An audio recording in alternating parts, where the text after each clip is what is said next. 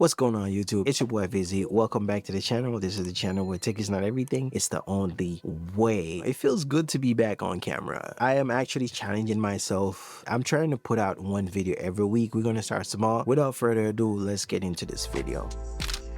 So since I've made a video in regards to the Sony RX100 VII, I've got a lot of positive feedback from you guys, and I just want to say thank you. I do read my comments and I do read my messages. Since the video, I've getting a lot of questions in regards to how the hell do you get sharp images with this little point and shoot camera, Sony RX100 VII. Okay, so let's start by diving into a few core factors that impact photo sharpness. So first thing first, stabilization. One of the biggest reasons for blurry or soft photos is camera shake. Even though the Sony RX100 VII has a great optical image stabilization known as OIS for the pros, it's always better to stabilize your camera as much as possible, especially in low light conditions. So if you're shooting handheld, just make sure you hold the camera firmly with both hands. You can also brace your elbows against your body. You can also lean against a stable surface. This will definitely reduce micro movement that can introduce blur, especially if you're using a slower shutter speed. When it comes to long exposure or low light photography, a tripod is definitely your best friend. It completely eliminates camera shake, ensuring your images stay crispy. If you don't have a tripod, no worries. You can also rest your camera on a stable surface.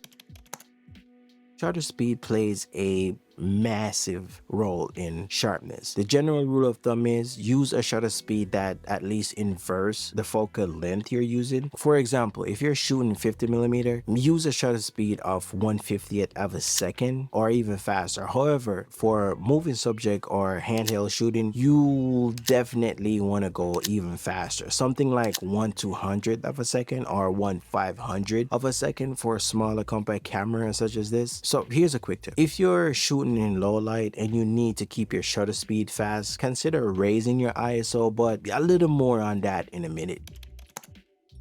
Aperture isn't just about how much light you let in. This also affects the depth of field and sharpness of your image. While the RX100 VII has a faster aperture of f2.8 at its widest at 24mm, shooting wide open isn't the sharpest option. Stop down to around f4 or f5.6. f4 or f5.6 tends to be the sweet spot for sharpness when it comes to this compact camera. You know, for portrait or subject isolation, feel free to open up aperture for some beautiful background blur, but this is a 1-inch sensor, so it's kind of hard to get a really decent subject separation with this. So I'll definitely recommend you kind of zoom out. You do get a really decent blur in the background for portrait as shooting at the maximum. The RX100 VII has an excellent autofocus system, but you need to make sure that you're using the right settings for the shot that you're aiming for. You have to be deliberate with this camera because you can't really treat it like your full frame camera. It is a crop sensor. If you're shooting a stationary subject, I recommend single shot autofocus, which is the AFS, and it's usually the best option for a stationary subject. For moving subject, switching to continuous autofocus, which is the AFC, so the camera keep focusing as a subject moves. If you really want that precise control, especially in macro or low light shots, I'll definitely recommend you using the manual focus. So the RX100 has a focus peaking feature which highlights the in focus area in your image, making manual focusing much easier when it comes to accuracy. One of the standout features of the RX100 VII, it has incredible eye autofocus face detection. This is a game changer in Sony newest models of camera. This helps with portrait and street photography. It really ensures that your subject eye is always tack-sharp. Just make sure that you have eye autofocus enabled whenever you're photographing people. This is one of the easiest ways to get consistently sharp result every time.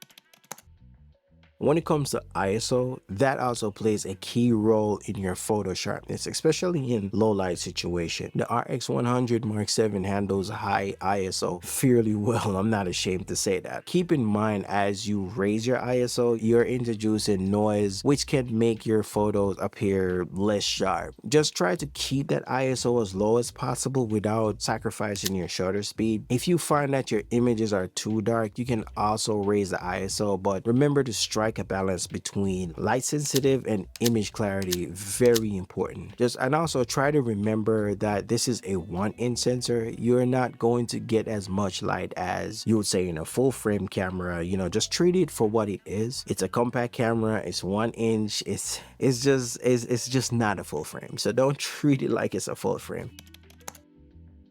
So here's a less obvious tip. Use the electronic viewfinder instead of the LCD screen, especially in bright light. The EVF not only helps with framing your shot more accurately, but it also adds that extra point of stability since, you know, you're holding the camera against your face. That reduces some shake as well. So even the sharpest photo benefits from a little bit of sharpening in post. Software like Luminar Neo, Adobe Lightroom, Photoshop has a powerful tool that enhances sharpness and brings out, you know, a little more fine details. Just be careful, you don't want to overdo it. Too much sharpening can also create unwanted artifacts that make your photos look a little unnatural, and we don't want that. We want crispy sharp. That's why we're here, that's why we're making this video. And if you don't have access to any of these programs, load them to your smartphone. That's what I do with the Image Edge app, because your smartphone do have your Samsung or you have iPhone. The photo app does have a little editor. You can just like load them there and just kind of do minor adjustment. You know, there you have it. With all these tips, you know, you'll be able to capture sharp, crispy photos with the Sony RX100 Mark VII every time you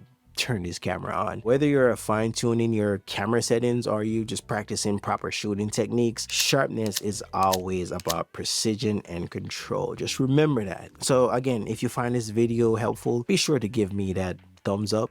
You know, subscribe for more photography tips and tricks, and let me know down in the comments if you have any questions, any tips of your own for getting sharp photos as well. So again, thanks for watching. I'll definitely see you in the next video. We out.